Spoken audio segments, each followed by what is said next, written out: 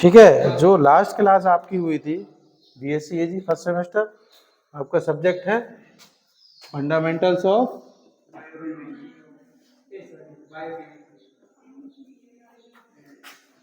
Plant biochemistry and physiology. ठीक है, हमने जो लास्ट क्लास ली थी उसमें हमने आपको इंट्रोडक्शन, कार्बोहाइड्रेट का इंट्रोडक्शन, टाइप्स, उसके महत्व, उसके फंक्शन, ठीक है, ये सारी चीज़ें मैंने आपको कार्बोहाइड्रेट्स की क्लास में मैंने डिस्कस की थी। ठीक है,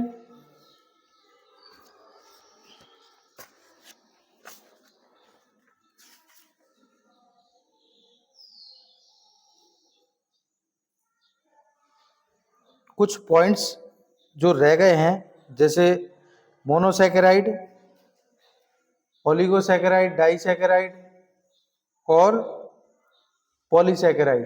ठीक है, इसमें कुछ ओलिगोसैकेराइड लिखकर कुछ पॉइंट्स लिखना है इसमें, इसको आप लिखेंगे। ठीक है, कुछ पॉलीसैकेराइड के रह गए वो लिखेंगे। ठीक है, इसके आगे हम आपका प्रोटीन स्टार्ट कराएंगे। ठीक है,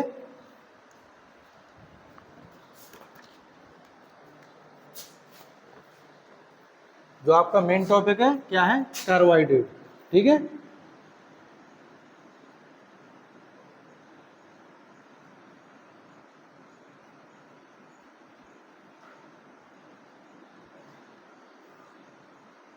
कार्बोहाइड्रेट्स में क्या था,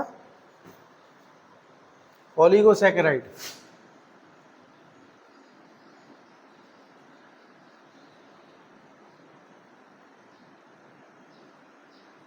ठीक है, ओलिगोसैकेराइड में कुछ पॉइंट्स है जो लिखेंगे हम लोग। लिखिए, पहला पॉइंट लिखिए इसमें,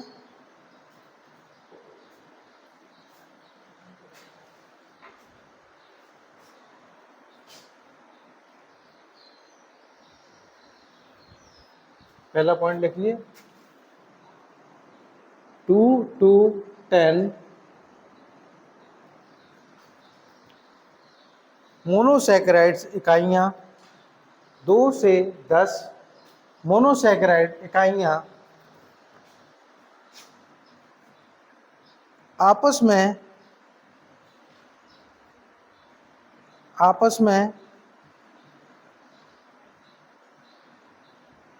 ग्लाइकोसाइडिक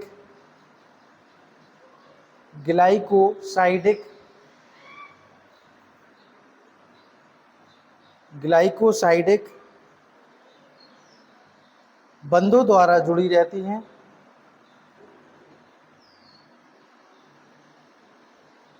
ग्लाइकोसाइडिक बॉन्ड्स, ठीक है,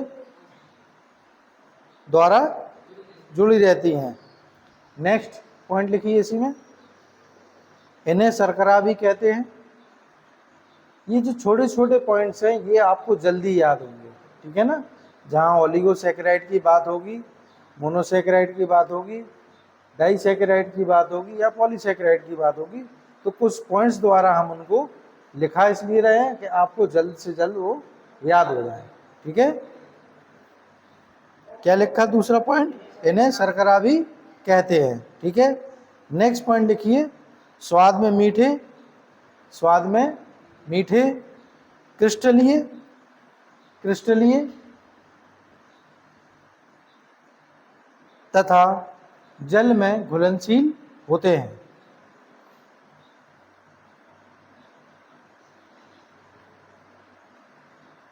स्वाद में मीठे, क्रिस्टलीय व जल में घुलनशील, सॉल्युबल होते हैं। ठीक है, नेक्स्ट पॉइंट लिखिए, इनका जल अपघटन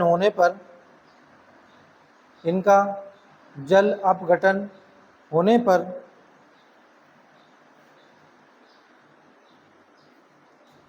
मोनोसैकेराइड्स इकाइयाँ प्राप्त होती हैं।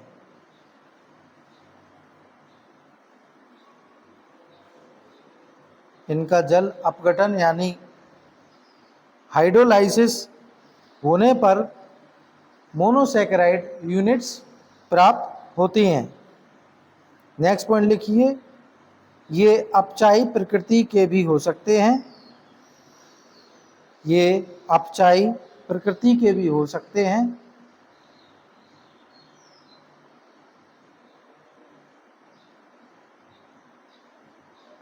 और नहीं भी होते हैं, यानी ये अपचायी प्रकृति के हो सकते हैं और नहीं भी हो सकते। ठीक है, नेक्स्ट पॉइंट लिखिए, मोनोसैकेराइड यूनिट्स की संख्या के आधार पर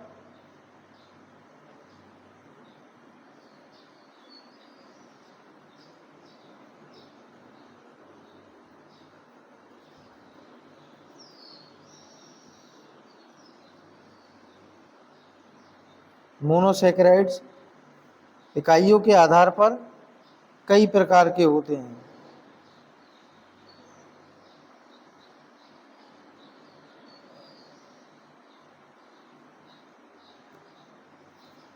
कई प्रकार के होते हैं। पहला लिखेंगे, चल लेगा ही ना सुबह से ही। डाइसैकेराइड लिखा आपने, सेट हो डाइसैकेराइड। गया? ठीक है, ठीक है, DISACCHARIDES, ऑन कर दो तो।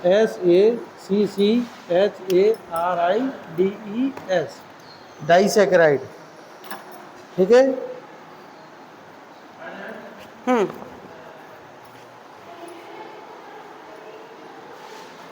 इसके बाद लिखेंगे, इसी में लिखेंगे डाइसैकेराइड में डैश करके, दो मोनोसैकेराइड्स इकाइयां आपस में जुड़ी होती हैं। ठीक है, इंजीनियरिंग गेट बंद कर दो, दो इसको बंद कर दो।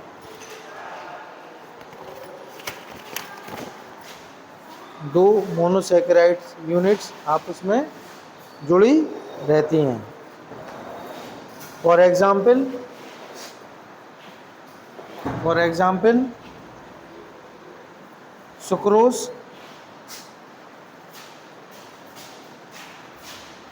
सुक्रोज ये क्या रहता, अनापचाई, यानी इसको लिखेंगे नॉन रिड्यूसिंग।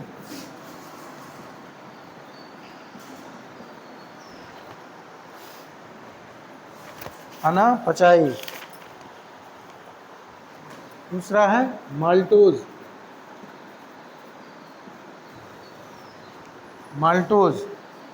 माल्टोज क्या है, अपचाई यानी रिड्यूसिंग।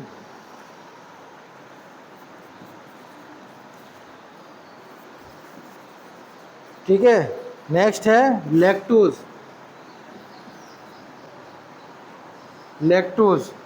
क्या है, ये भी अपचाई है यानी रिड्यूसिंग।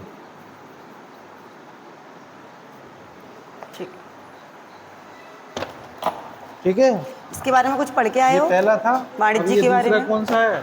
वाणिज्य का संयम परिचय। दूसरा है ट्राइसैकेराइड। मर्चेंटल लॉ। कुछ पढ़ा है? ट्राइसैकेराइड क्या होता है संयम? मर्चेंटल क्या होता है? क्या एक नॉर्मल वर्ड्स में बताओ, अपने कुछ भी शब्दों में बताओ। ये था डाइसैकेराइड।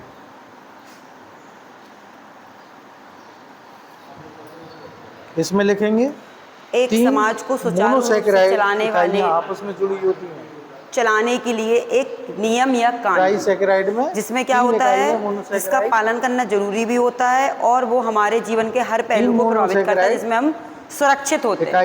ठीक है, तो इनमें हम क्या क्या पॉइंट्स पढ़ेंगे आज? डाइसैकेराइड में क्या रहता, एक तो पढ़ेंगे मीनिंग ऑफ लॉ। जुड़ी होती है, इसमें 3 सैकेराइड यूनिट आपस में जुड़ी होती है।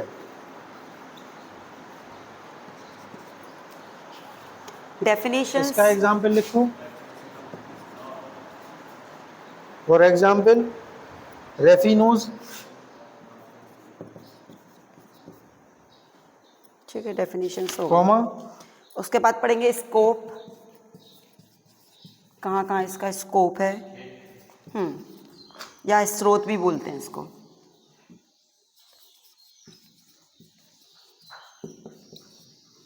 Gentian nose. इसके बाद ठीक है, इसके सोर्सेस पढ़ेंगे हम। अब लिखेंगे बी सी, ये हो गया ओलिगोसैकेराइड। ठीक है, अब लिखेंगे हम नेक्स्ट पॉलीसैकेराइड, ये बी था। ठीक है, अब लिखेंगे सी। अब चूंकि बात नहीं होनी चाहिए, पहले हमें पढ़ना है इसका मीनिंग ऑफ लॉ। इसका क्या अर्थ है, एक तो हमने आपको बता दिया ये हमको क्या करता है, सुरक्षा प्रदान करता है। ठीक है, या इसके हम ये भी कह सकते हैं कि मानक स्थापित करना या व्यवस्था बनाए रखना। पॉइंट लिखिए इसमें। दो चीजें क्लियर हो गई। अब हम जब से आगे बढ़ेंगे तो हम इसके बारे में, हमें चूंकि हमने एक अभी लॉ के बारे में पढ़ लिया, हमें कानून क्यों हजारों की संख्या में किसी भी इकाइयां व्यवस्था बनाए रखना या अपने जो अधिकार है उनको उनकी हम स्वतंत्रता से प्रयोग कर सके और हमें किसी का भी डर ना हो। कानून का तो डर हो, बट अदर पर्सन जैसे कोई हमें हार्म करता है तो हम अपने, कोई हमें जबरदस्ती काम भी कराता है तो हमें कानून पता होना चाहिए। कानून हमें पता रहेगा तो उस हिसाब से हम एक तो सेफली महसूस भी करेंगे, दूसरा लोग दुरुपयोग नहीं कर सकता, वो हमारा फायदा नहीं उठा पाएगा। तो व्यापार की बात हो रही है, अब चूंकि हमारे वाणिज्य की बात है, कॉमर्स की बात है, तो इसमें हम क्या करेंगे, व्यापार संनियम उन अधिनियमों को सम्मिलित किया जाता है जो व्यवसाय या वाणिज्यिक क्रियाओं के नियमन व नियंत्रण, बात कर रहे हैं नियमन की एवं हजारों की संख्या में मोनोसैकेराइड, तो नियंत्रण तो समझ में आ जाएगा आपस में, और नियमन यानी कंटिन्यू की बात कर रहे हैं। ठीक है, तो वो कह रहे हैं एक तो ऐसा प्रभावित करने वाला क्षेत्र है जो नियमन और नियंत्रण के लिए बनाए जाते हैं, यानी उसको कंटिन्यू रखे और बंधों द्वारा एक लगाम भी रखे। ठीक है, अब जैसे कि डेफिनेशन की बात करेंगे तो एस.के. सेन की बात करेंगे। इन्होंने क्या किया, व्यापारिक और व्यावसायिक नियम के अंतर्गत वे राज नियम आते हैं जो व्यापारियों के बैंकर्स व्यवसायियों के साधारण व्यवहारों से संबंधित हैं और जो संपत्ति के अधिकारों में वाणिज्य में संलग्न व्यक्तियों से संबंध रखते हैं। यानी कि जो हमारी प्रॉपर्टी है उसमें उनका रिलेशन भी होना चाहिए। विदाउट रिलेशन के हम प्रॉपर्टी ना तो सेल कर सकते हैं। अगर हमारी प्रॉपर्टी होगी तो उसमें हमारा पहले तो रजिस्ट्रेशन होगा, हम दूसरे को सेल करेंगे तो फिर उसके डॉक्यूमेंट भी होने चाहिए। ये लॉ के अकॉर्डिंग आएगा कि ये कानून बनाया जाता है कि इसमें कुछ नियम्स और रूल्स आ जाते हैं। ऐसे ही इसमें क्या कह रहे हैं, वो व्यापारिक और व्यवसायी के वे नियम आते हैं जो व्यापारियों बैंकर्स, बैंकर्स कौन होते हैं हमारे, भी कहते हैं बैंकों का, उसमें करने वाले वर्कर हो गए, और व्यवसायों के साधारण व्यवहार स्वादहीन। दूसरे के एस के सेन के अनुसार हो गया। एक आएंगे आपके अक्रिस्टलीय, एम.जे. सेठना, व जल में डेफिनेशन में कई राइटर्स ने एम.जे. सेठना, इनके अनुसार उन सभी विधानों का समूह है मर्चेंटियल, जिसमें व्यापारिक संबंधों तथा सभ्य समाज में रहने वाले मानव की वाणिज्यिक गतिविधियों से संबंधित सिद्धांतों का समावेश होता है। यानी जो हम व्यापार कर रहे हैं और जो हमारा कॉमर्शियल है, यानी हम जो व्यवसाय करना चाहते हैं उसका एक सभ्य समाज में क्या उसका वो होना चाहिए, और समाज के अकॉर्डिंग इसमें हमारे जो समाज में हम जो मानव रहता है, ठीक है, मानव तो समाज में ही रहता है, तो जो मानव है उसकी क्या गतिविधियां होनी चाहिए, उससे संबंधित उनका सिद्धांतों का समावेश होना चाहिए। एक ऐसा लॉ बनाना चाहिए जो मानव के हित में हो और जो समाज के फिर हित में जाए, क्योंकि जो मानव के हित में होगा उस हिसाब से समाज होगा। मोनोसैकेराइड इकाइयां एस.के. बनर्जी के अनुसार व्यावसायिक या व्यापारिक कानून उस राजनियम के भाग से जो व्यापार या वाणिज्य में संलग्न व्यक्तियों के मध्य व्यवहारों से उनके कर्तव्यों और दायित्व की व्याख्या करता है।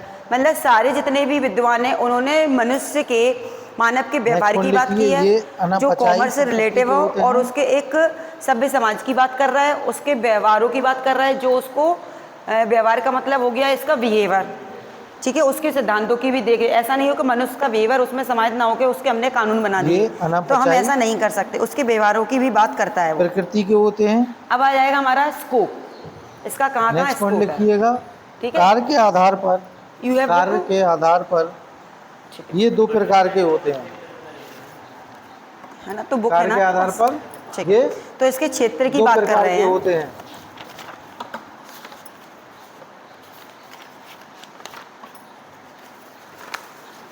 ठीक है, दो प्रकार व्यापारिक लेन देन से जुड़े अधिकार और दायित्व। हम चूंकि हमारा स्कोप कहाँ होगा, तो हम जिसमें लेन देन करते हैं।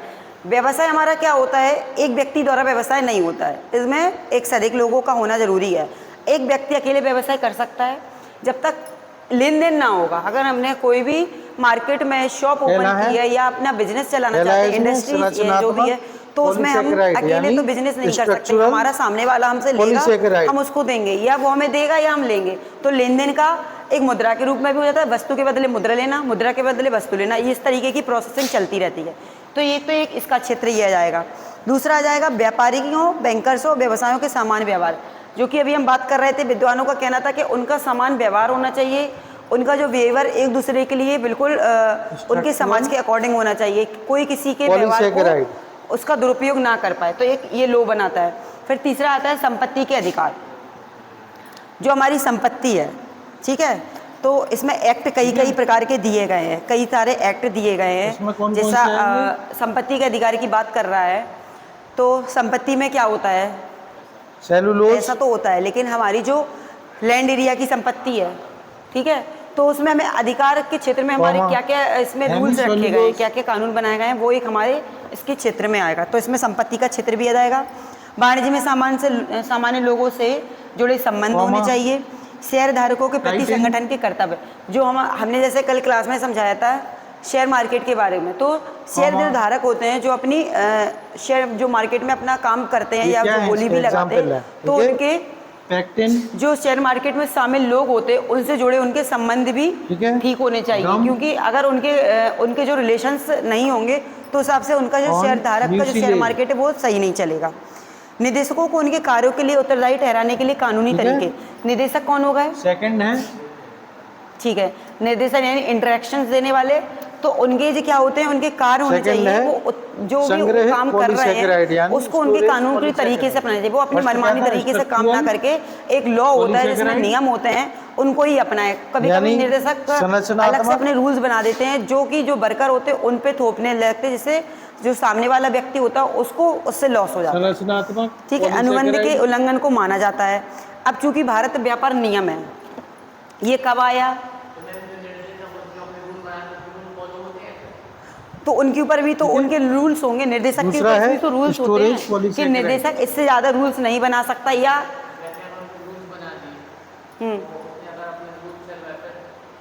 वो रूल्स जब बनाएगा, पहले वो जो अधिनियम व्यापार अधिनियम पारित हुआ है उसमें भी तो रूल्स होंगे कि जो निर्देशक है, व्यापार अधिनियम है ये, ठीक है, जो लॉ है हमारा, इसमें रूल्स हैं निर्देशक के। तो निर्देशक को पहले ये रूल्स पढ़ना है कि हम क्या क्या रूल्स बना सकते हैं।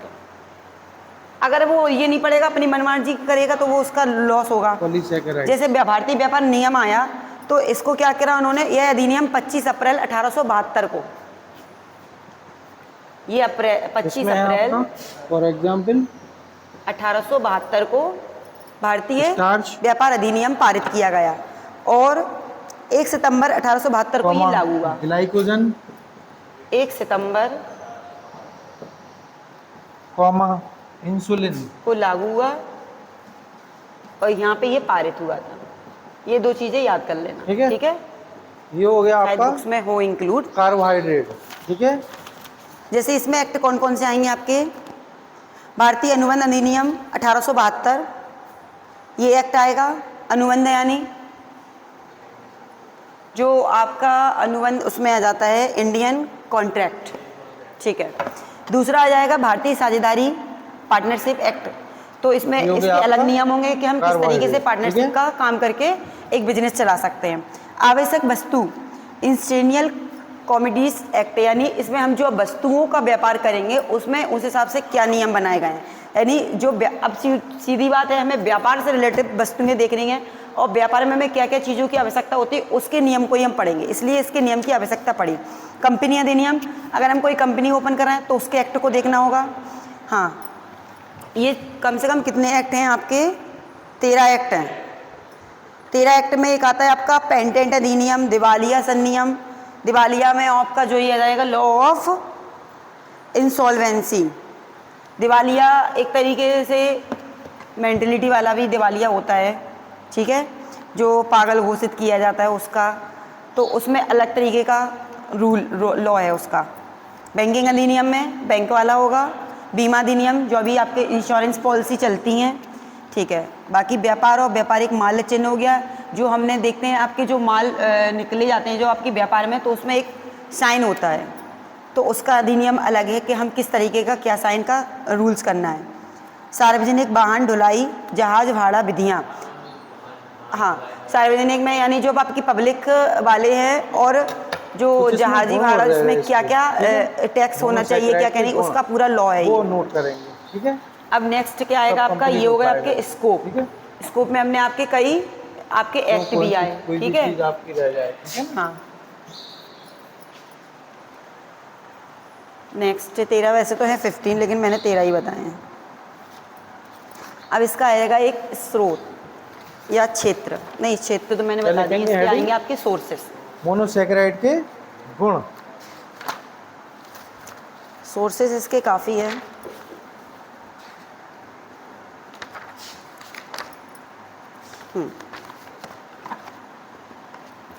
जैसे एक आता है मोनोसेकेराइड के व्यापारिक गुण। कानून। अब व्यापारिक कानून की बात कर रहे हैं,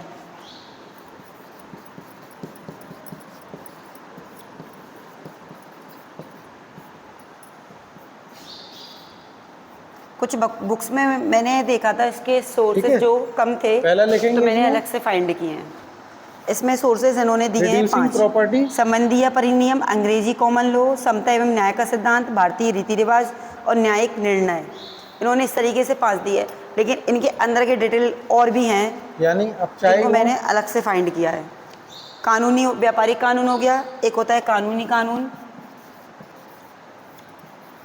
ठीक है, समता का, दूसरा है इसमें ऑक्सीडाइज, समानता का सिद्धांत, ये तो सीधा आएगा ही आएगा, ये सेम रहेगा ऑक्सीडाइजिंग आपका। Property, common law, common law का मतलब हो जाएगा सभी के लिए यानी ऑक्सीकारी गुण, एक सा होना चाहिए, ठीक है। फिर क्या आएगा इसमें, ठीक है? पहला लिखेंगे इसमें रिड्यूसिंग प्रॉपर्टी, ठीक है। पहले मैं इन्हीं को ही बताती हूँ, बाद में देखती हूँ। व्यापारिक कानून में क्या आएगा,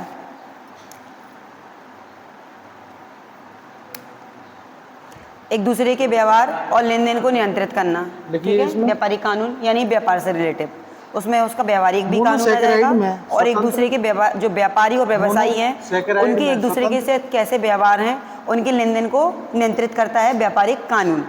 कानूनी कानून क्या होगा, ऐसे कानूनी कानून को कहा जाता है जिसमें विधायिका का एक लिखित औपचारिक कार्य होता है और यह व्यापारिक कानून का एक महत्वपूर्ण स्रोत भी बनता है। यानी इसमें एक जो विधायिका होती है, विधायिका क्या होती है, या नहीं, जो लॉ बनाती है, कानून बनाने वाली सरकार, बराबर ओ, न्यायपालिका न्याय करती है, विधायिका कानून बनाती है। तो इनका एक ऐसा लिखित औपचारिक कार्य होगा, एक रिटर्न एप्लीकेशन फॉर्म होते हैं जिसमें उनके इम्पोर्टेंट फैक्ट बताए जाते हैं। उपस्थित होता है। समानता का सिद्धांत, समानता का सिद्धांत उन नियमों को संदर्भित करता है जिसमें वैधानिक कानून पर आधारित नहीं होते हैं, जैसे कि समानता के नियम, जिस कारण से न्याय और न्यायालयों में विवेक के आधार पर, जैसे कि कभी कभी कुछ ऐसा होता है जो हमारे व्यवहार से रिलेटिव ना होके हम चाहते हैं कि हमें एक दूसरे के साथ समानता का व्यवहार किया जाए, तो इसमें अब हमारा व्यवसाय नहीं आएगा, हम एक दूसरे की समानता की बात कर रहे हैं, व्यवसाय की बात नहीं हो रही है। तो उनके रीति रिवाजों की बात हो रही है, रीति रिवाज में हमारे जो पुरानी जो रीति रिवाज चले आ उनकी बात कर रहे हैं, तो उनका ये सिद्धांत है। कॉमन लॉ की बात होती है तो कॉमन लॉ वही होगा, समानता, दोनों में एक से एक सेम करेक्शन होता है, बस इसमें क्या होता है देश पर सभी पर लागू होता है और कॉमन लॉ न्यायाधीशों द्वारा केस के निर्णय के माध्यम से कानूनी सिद्धांतों को संगत करता है। यानी कि जो न्यायाधीश हैं वो लिखेंगे हम, न्यायाधीश कौन होंगे, जो न्याय करते हैं, जज हो गए, तो उनके द्वारा ये सिद्धांतों को पारित करता है, ठीक है। अब जैसे कि आपके बुक्स में दिए थे, कौन कौन से दिए हैं, एक संबंधीय या परिनियम या स्टैट्यूट्स, किसी भी संसद या विधानसभा द्वारा निर्मित कानून को संबंधी नियम कहते हैं। यानी अब इसमें क्या क्या आएगा, वस्तु और विक्रय अधिनियम, जो अभी आपने नियम पढ़े थे, अभी हमने एक्ट अलग अलग पढ़े थे, लेकिन जो हमने अभी हम जो पढ़ रहे हैं सोर्सेस, तो उनको किसके अकॉर्डिंग रखा गया है, वो ये चीज़ है। तो जैसे आपकी पहली आ जाती है संबंधीय परिनियम,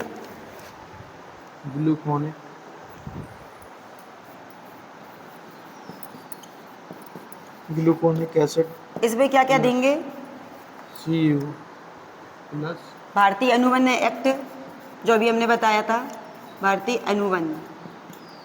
दूसरा आ जाएगा आपका लाल वस्तु विक्रय। हाँ, अभी हमने एक्ट बताए थे पूरे लॉ, लेकिन जो हमारा इसका सोर्सेस है तो संबंधी जो अधिनियम है उसके अंदर ये आएंगे। ठीक है।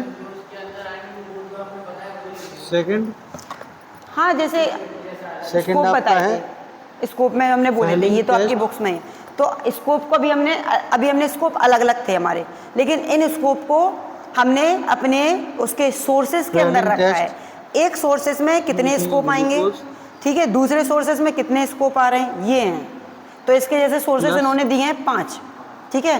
तो जैसे पहला दिया है इन्होंने संबंधी, इसमें आपका आएगा भारतीय अनुबंध अधिनियम आ जाएगा, वस्तु विक्रय, साझेदारी, कंपनी अधिनियम, ये आएंगे इसके अंदर 4, ठीक है। दूसरा आता है आपका अंग्रेजी कॉमन लॉ, जो कि अभी हमने बताया कॉमन लॉ की बात। तो इसमें क्या आ जाएंगे आपके रीति रिवाज के अकॉर्डिंग, रूढ़िवादी प्रथाएं, और उसके बाद न्यायाधीशों को निर्दिष्ट किया जाता है, ये लिखित होते हैं। और प्राचीन समय में ऐसे नियम की व्यवस्था नहीं थी जो संपूर्ण इंग्लैंड में प्रभावी हो, तो इनके अकॉर्डिंग इन्होंने इसमें आपके रीति रिवाज के संबंधित जो भी लोग होते हैं, जिसमें आपके शादी ब्याह से संबंधित हो गया, ठीक है, अपने मैरिज से रिलेटिव हो गया, पुरानी चीज़ों को लेकर हो गया, वो इसमें आ जाएंगे।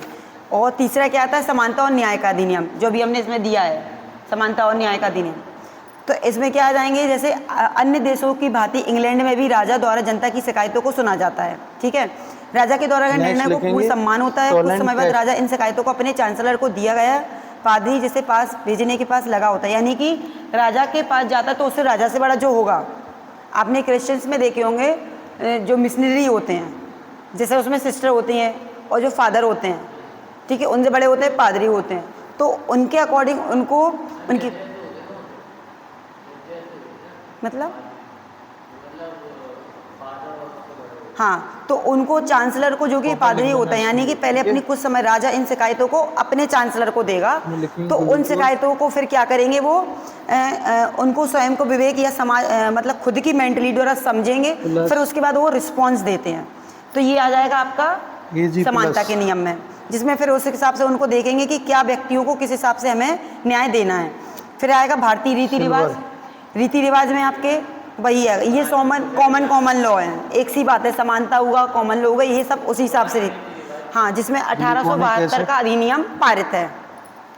प्लस और न्यायिक में क्या आएगा आपका, जिसमें हाई कोर्ट एवं सुप्रीम कोर्ट के विद्वान द्वारा नए विवादों के बारे में करने में सहायक होते हैं और भविष्य के विवादों का समाधान करने में भी सहायक होते हैं। जैसे आप अभी हम लोग क्या करते हैं, हमें कोई केस पहले हम क्या करेंगे, अपने उच्चतम न्यायालय के पास जाएंगे, उसके बाद सुप्रीम कोर्ट पे जाते हैं, पहले अपने खुद की तहसील के कोर्ट में जाते हैं, जो अपना खुद का, पहले हाई कोर्ट ही जाए, हाई कोर्ट तो वही स्टेट कोर्ट होगा ना, जो स्टेट वाला अपना, फिर उसके बाद अपना हाई कोर्ट, फिर सुप्रीम कोर्ट, सर्वोच्च न्यायालय तो सुप्रीम कोर्ट ही होगा ना।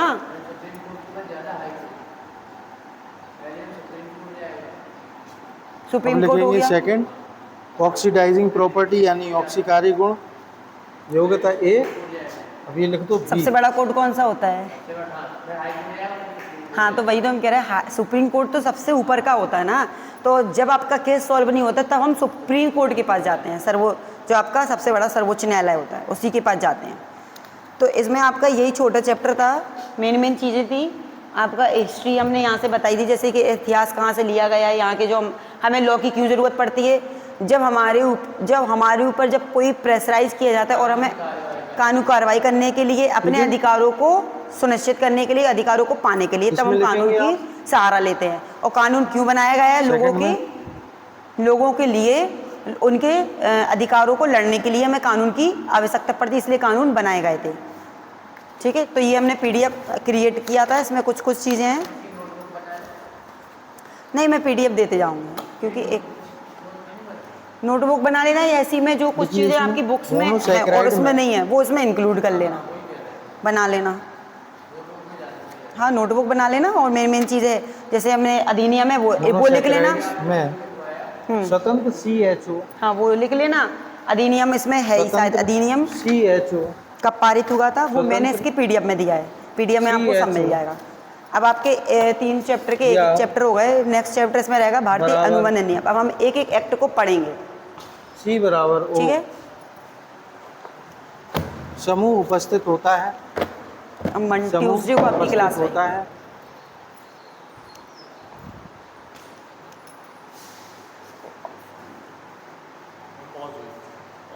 हाँ वो उसको ऑफ कर दो।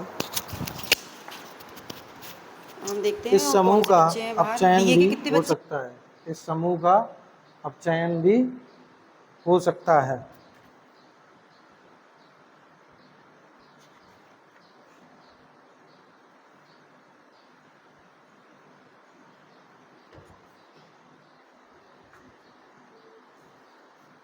ठीक है, इसके बाद नोट करना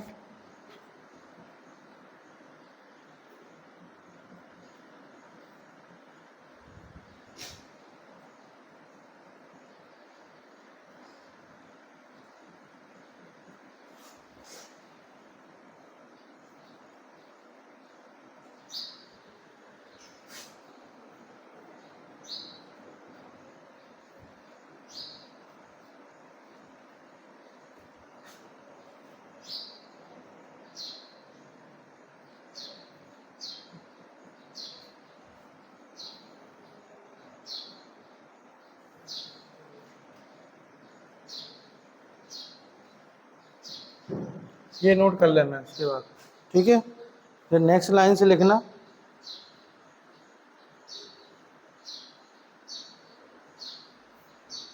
नेक्स्ट लाइन से लिखना minus Na minus Hg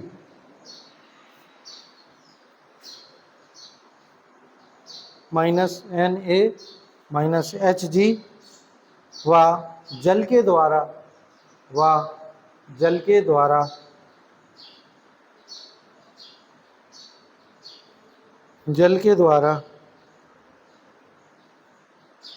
glucose व फ्रक्टोज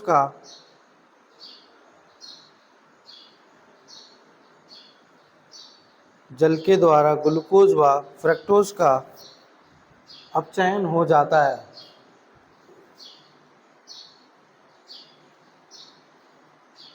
अब 2 पॉइंट इसमें लिखेंगे।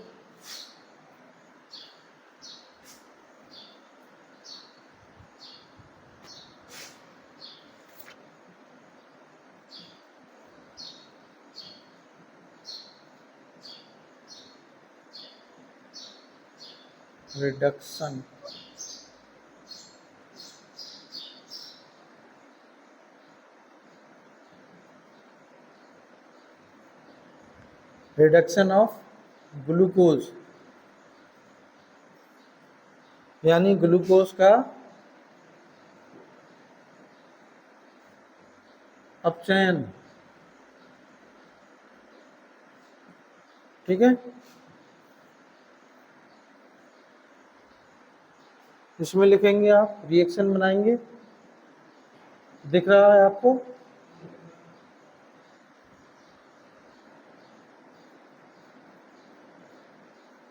ग्लूकोज 6C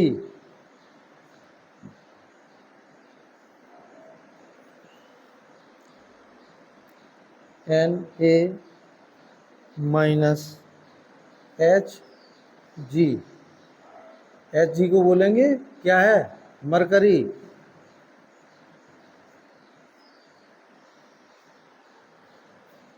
H2O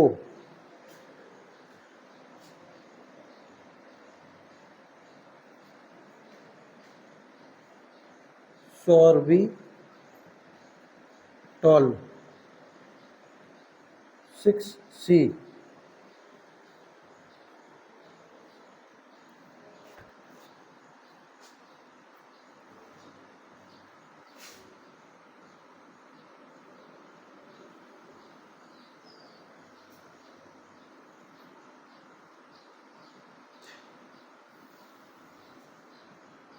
ठीक है, ये क्या है, रिडक्शन ऑफ ग्लूकोज की 6 carbon, Na sodium minus Hg mercury, H2O sorbitol 6 carbon. ठीक है, Hg को जहाँ क्या कहेंगे, इसको Hg,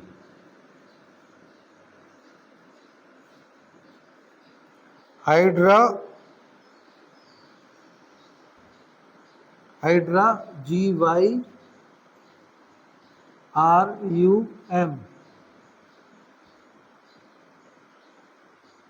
मरकरी। Hg का फुल फॉर्म लिख लेना, हाइड्राजीरम यानी मरकरी। सेकंड पॉइंट लिखेंगे इसमें, reduction of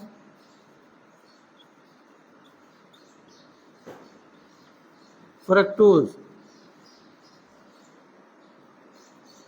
reduction of fructose यानी फ्रक्टोज का अपचयन।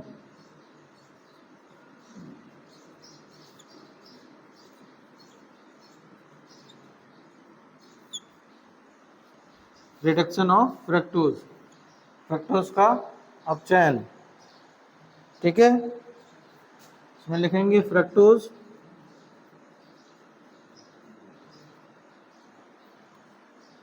के 6 carbon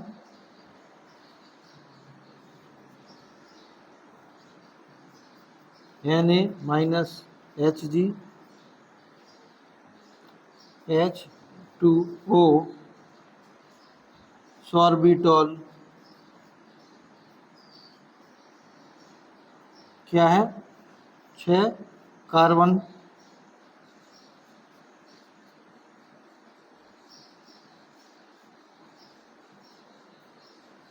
H minus C2 minus OH plus mannitol,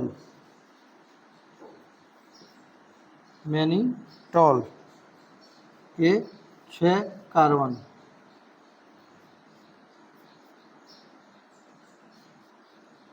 HO minus C2 minus H, ये इसमें बना लेना। ठीक है,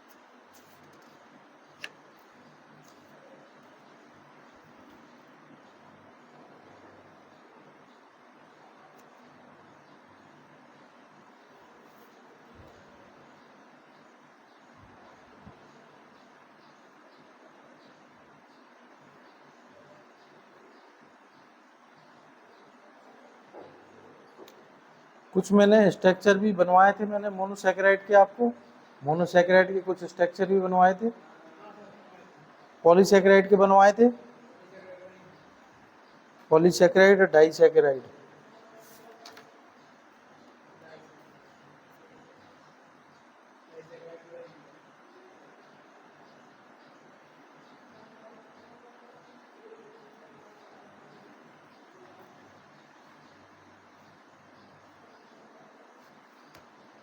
ठीक है, हो गया ये properties of monosaccharide.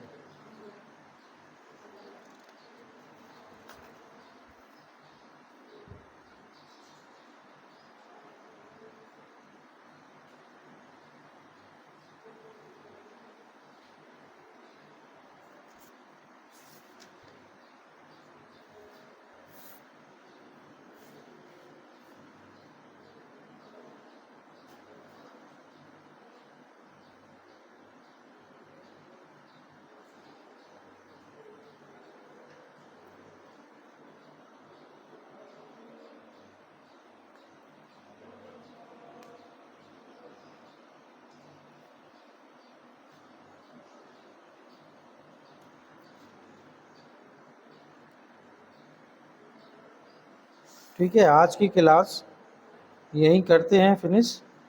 Next class में नेक्स्ट टॉपिक देखेंगे।